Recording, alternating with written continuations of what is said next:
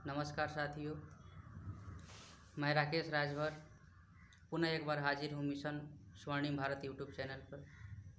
आज मैं बात करूँगा आपसे गौतम बुद्ध के बारे में और बहुत छोटी छोटी बातें, 2-3 बातें मात्र।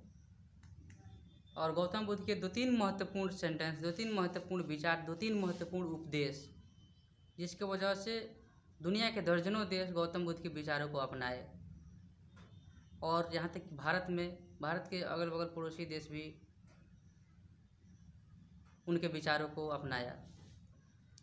तो सबसे पहले हम जानते हैं गौतम बुद्ध को, जो लोग ऐसा मानते हैं कि भगवान गौतम बुद्ध, उससे मैं सहमत नहीं होता हूँ। मैं अपनी व्यक्तिगत बातें बताता हूँ कि भगवान जो है कैसे होते हैं, उसकी क्या परिभाषा होनी चाहिए, इस पर अलग अलग विचार हैं और अलग अलग विद्वानों की अलग अलग मत है। भगवान कहे जाने चाहिए कि नहीं गौतम बुद्ध को, ये अलग चर्चा की विषय है। और भगवान की परिभाषा क्या होनी चाहिए, भगवान अगर हैं तो क्यों है, नहीं है तो क्यों है कि भी नहीं है, ये अलग अलग बातें हैं, उस पर चर्चा मैं नहीं करूँगा। गौतम बुद्ध के 2-3 महत्वपूर्ण बातें जो आप अपने जीवन में अपना लेंगे तो बहुत बड़ा परिवर्तन होगा। कोई ज़रूरी नहीं है कि गौतम बुद्ध की बहुत मोटी मोटी आप किताबें पढ़िए, उनके जीवनी को पढ़िए। गौतम बुद्ध से संबंधित त्रिपिटक है, गौतम बुद्ध का जो बनाया हुआ धर्म है, यूँ कहें तो धम्म। गौतम बुद्ध जो कंसेप्ट दिए थे, जो विचार दिए थे, उसको धम्म की श्रेणी में रखा जाता है, उसे धर्म नहीं कहा जाता है। धर्म और धम्म में भी अंतर है और उसकी अलग अलग परिभाषा है और उसको अलग अलग तरीके से अलग अलग विद्वान अपने विचार रखते हैं उस विषय पे। तो गौतम बुद्ध का जो पहला विचार है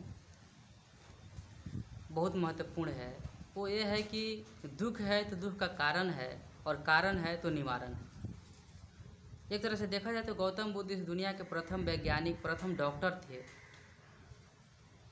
जो बातें विज्ञान आज मानती है, विज्ञान जिस सिद्धांत पे आज काम करती है, उस बात को आज से 2500 वर्ष पहले वो बता कर चले गए थे। उन्होंने कहा कि दुख है तो दुख का कारण है और कारण है तो उसका निवारण है। सपोज दैट, मान लीजिए उदाहरण के लिए, अगर आपका शरीर का टेम्परेचर बढ़ गया है, तापमान बढ़ गया है, आपको कमजोरी महसूस हो रही है, कुछ खाने पीने का मन नहीं कर पा रहा है, तो आपका ये दुख है, ये परेशानी है। तो इसके पीछे कोई ना कोई कारण होगी।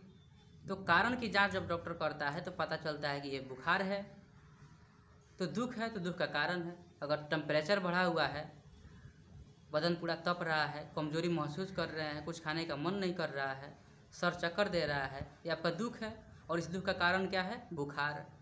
और जब कारण है तो उसका निवारण भी है। तो निवारण क्या है? डॉक्टर दवा देते हैं, टैबलेट देते हैं, कैप्सूल देते हैं या इंजेक्शन लगाते हैं।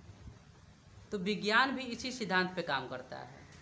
विज्ञान भी किसी भी चीज़ के पीछे का कारण पता करता है कि अगर है तो क्यों है, कैसे है, कहाँ से है, कब से है।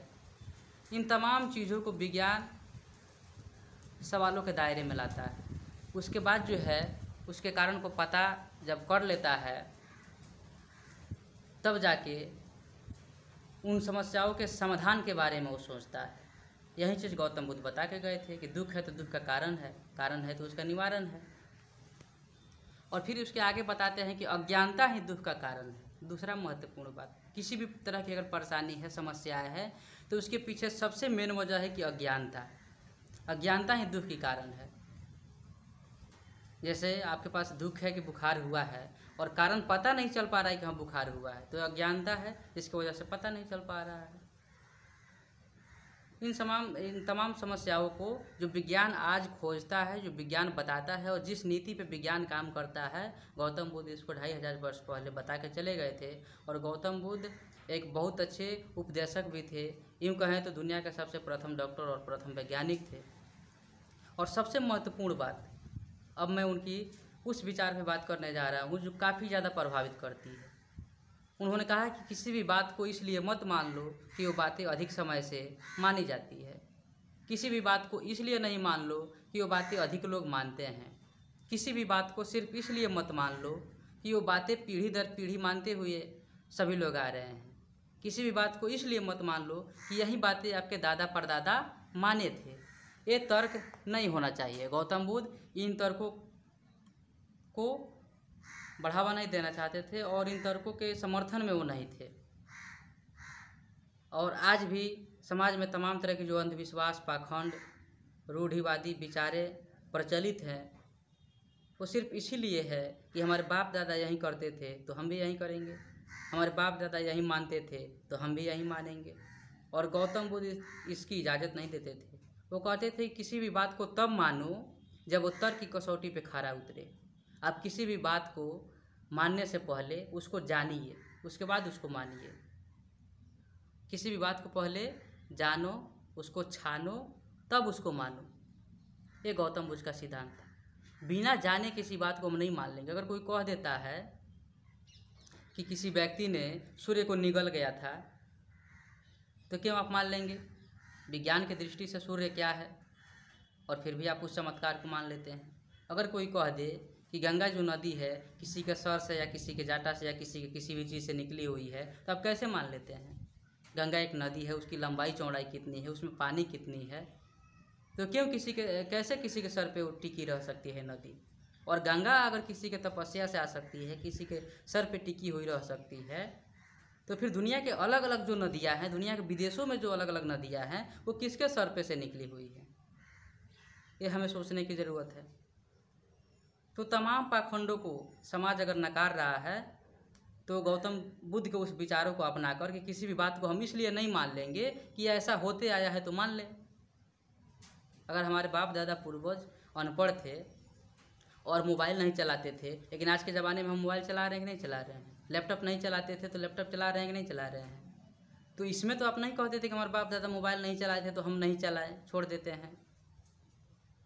लेकिन जहाँ बदलाव करना है वहाँ आप करते नहीं हैं। बदलाव कुछ मामलों में करते हैं, लेकिन कुछ बदलाव ऐसे हैं जो इसलिए आप नहीं कर पाते हैं कि उसको आस्था से जोड़ दिया गया, धर्म से जोड़ दिया गया, और उस आस्था, उस धर्म के आड़ में उस पाखंड को पीढ़ी दर पीढ़ी चलाया गया और आपका मानसिक रूप से आपको कमज़ोर किया गया, आपको गुलाम बनाया गया, और मानसिक रूप से गुलाम बना करके आपका आर्थिक शोषण किया गया, सामाजिक शोषण किया गया, वैचारिक शोषण किया गया, राजनैतिक शोषण किया गया।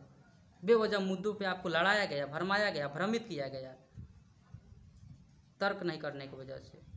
गौतम बुद्ध कहते थे कि अगर तुम हमारे अनुयायी हो, हमारे शिष्य हो, तब भी मेरे बात को मत मानो, तुम मेरे से भी सवाल करो, और अगर तुम्हें संतुष्टि हो जाए मेरी बातों से तब तुम उसे मानो।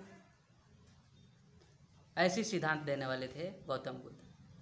और दुनिया का कोई भी धर्म इस बात की इजाज़त नहीं देता है कि सवाल करो। दुनिया के तमाम धर्म जो हैं उसके धर्मशास्त्र में लिखी गई हैं कि किसी जाति विशेष, किसी वर्ण विशेष के व्यक्ति से सवाल करोगे तो पाप लगेगा।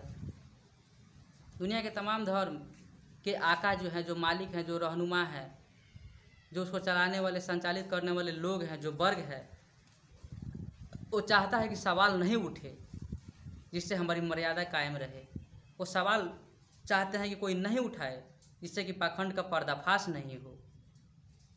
और गौतम बुद्ध ऐसे हैं, और गौतम बुद्ध का धर्म एक तरह से अगर मान लीजिए तो ऐसा है जो इजाज़त देता है कि ज़्यादा से ज़्यादा तर्क करो, और जो बातें तुम्हारे जीवन में तर्क की कसौटी पे खरी उतर रही है उसी बात को तुम मानो, और जो बातें तुम्हारे जीवन में तर्क के आधार पे सही नहीं है उसे तुम छोड़ दो।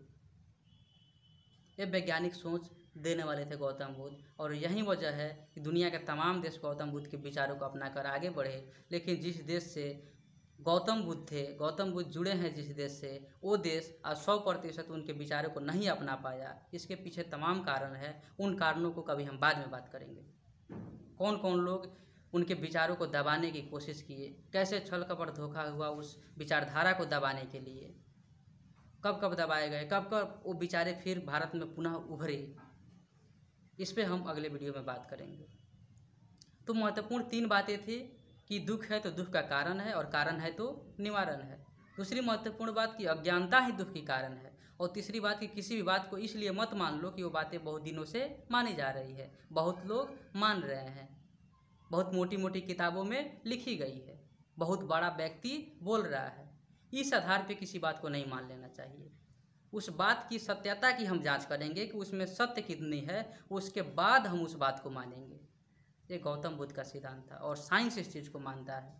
साइंस किसी चीज़ को बेवजह नहीं मान लेता है जब तक उसकी छानबीन नहीं करता है, उसकी जांच पड़ताल नहीं करता है, उसकी समीक्षा नहीं करता है, उस पर किसी निष्कर्ष पे जब तक नहीं पहुंचता है, अपने तर्कों के आधार पे, अपने खोज के आधार पे, अपने रिसर्च के आधार पे, तब वो मानता है। तो ये चीज़ को हजारों वर्ष पहले गौतम बुद्ध बता के चले गए।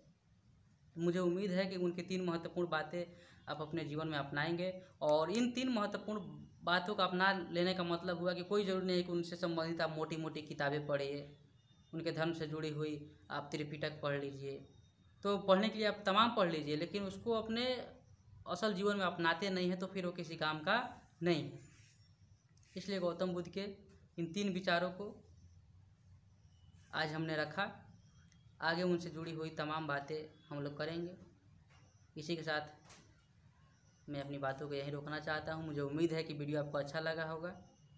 आपने सुना, इसके लिए आपका विशेष धन्यवाद।